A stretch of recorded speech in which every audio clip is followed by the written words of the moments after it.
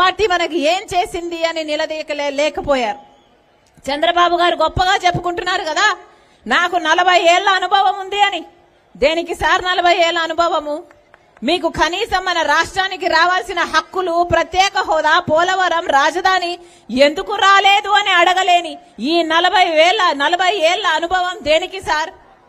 కనీసం ప్రజల పక్షాన అబద్ధం చెప్పినప్పుడు అసెంబ్లీలో ఇది అబద్ధమని మీ వాళ్ళు లేచి నిలబడలేని, చెప్పలేని, ఈ దమ్ము లేని ఈ ప్రతిపక్ష నాయకుడిగా, ప్రతిపక్ష పార్టీగా మీరు కూర్చొని ఉన్నారంటే ఎందుకు సారు మీకు 40 ఏళ్ల అనుభవం అని అడుగుతున్నా. ఒక పక్కేమో పాలకపక్షం బేషరతుగా నిస్సిగ్గుగా అబద్ధాలు చెప్పుకుంటూనే పోతుంది, ఇంకో పక్కేమో ప్రతిపక్షం వాళ్లకు భజన పాడుతున్నారు. కారణం BJP party.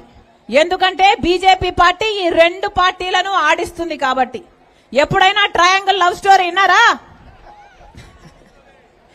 Triangle love story విన్నారా? అదే జరుగుతుంది ఇక్కడ. ఇద్దరికి బీజేపీ కావాలట. ఇటు వైసీపీకి బీజేపీ కావాలి, తెలుగుదేశం పార్టీకి బీజేపీ కావాలి. బీజేపీ పార్టీ మాత్రం ఇద్దరితో డ్యూయెట్లు పాడుతుంది.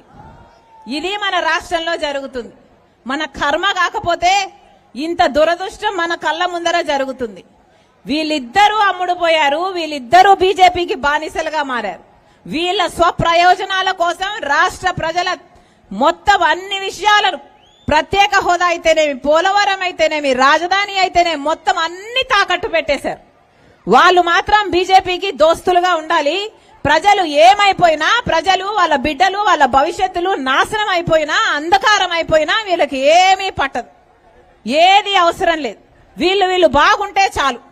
చంద్రబాబు గారేమో మొన్న ఢిల్లీకి వెళ్లి అమిత్ షా గారి కాళ్ళ మీద పడ్డారు. ఈయన వంగి వంగి దండాలు పెట్టారు. ఈరోజు జగన్ రెడ్డి గారు వెళ్లారు.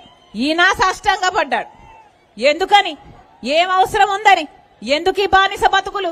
మనకి ఏం చేశారని ఈ బానిస బతుకులు? మీరు బానిసలు కావడమే కాకుండా మన ఆంధ్ర రాష్ట్ర ప్రజలు కూడా బీజేపీ పార్టీకి బానిసలు కావాలా? పోనీ మనకు ఒక్క సాయమైనా చేస్తే మనం వాళ్ళకు లొంగిపోయినా అర్థం ఉంది.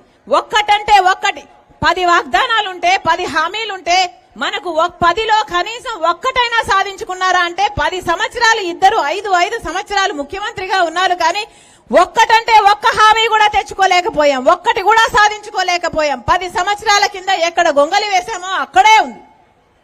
ఒక్క మెట్టు కూడా అభివృద్ధి లేదు. మరి మన బిడ్డల భవిష్యత్తు కథ ఏమిటి? వాళ్ళకు ఉద్యోగాలు ఎలా వస్తాయి? ఈరోజు 19 లక్షల మంది బిడ్డలు ఉద్యోగాలు లేకుండా తిరుగుతున్నారు.